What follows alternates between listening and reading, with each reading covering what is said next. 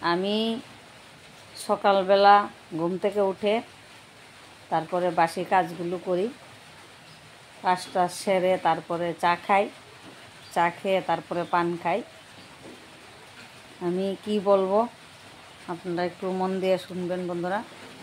আজকে এখন বাজে 2টা। সকাল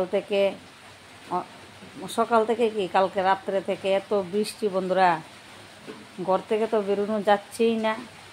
আর রান্না বাড়া সেরেছি, তারপরে পূজা দিয়েছি, তারপরে সবাইকে খাবার দাবার দিয়ে নিজেও খেয়েছি। পান খাওয়ার আর টাইম পেলাম না। এই দেখুন বন্ধুরা, এখন পান নিয়েছি খাওয়ার জন্য। পানটা খেয়ে বলি আপনাদেরকে। তারপরে সকাল থেকে পান টান খাওয়া নেই আমার। এখন 2টা বাজে, এখন পান খাচ্ছি।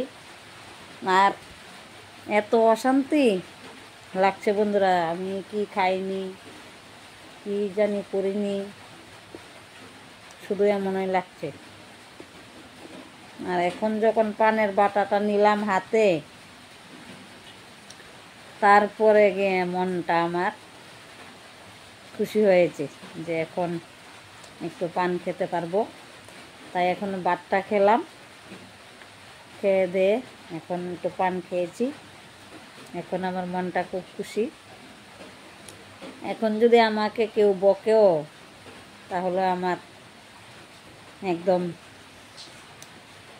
মন খুশি থাকবে, মুখ কালো থাকে না আমার। আর যতক্ষণ আমি পান না খাই আর ঠাকুরের আসনের পূজা না দেই, কেউ যদি আমার সঙ্গে কথাও বলে তখন আমার রাগ উঠে যায়। আমার সকাল সকাল পূজা দিতে হবে, তারপরে অন্য কথা।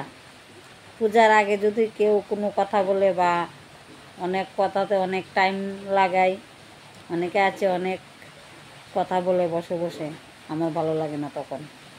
আর পূজা খাওয়া দাওয়া শেষ করে আমার সব কাজ শেষ, তখন যদি কেউ এসে বসে কথা বলে তখন ভালো লাগে।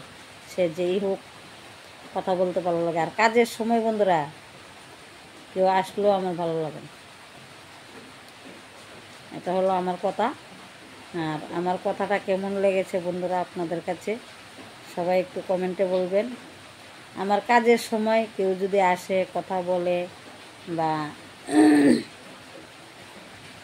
অনেক কিছু আছে, অনেকে অনেক রকমের, কেউ ডাকে কী করস, অনেক কিছু, তখন আমার ভালো লাগে না। বাড়ির সব কাজ যখন শেষ করে নিই তখন কেউ আসলে কথা বলতে ভালো লাগে, মনেও শান্তি পাই, সব দিকেই ভালো লাগে। তাই এখানে আমার ভিডিওটা শেষ করছি। সবাইকে রাধে রাধে। সবাই ভালো থাকবেন, সুস্থ থাকবেন, পাশে থাকবেন।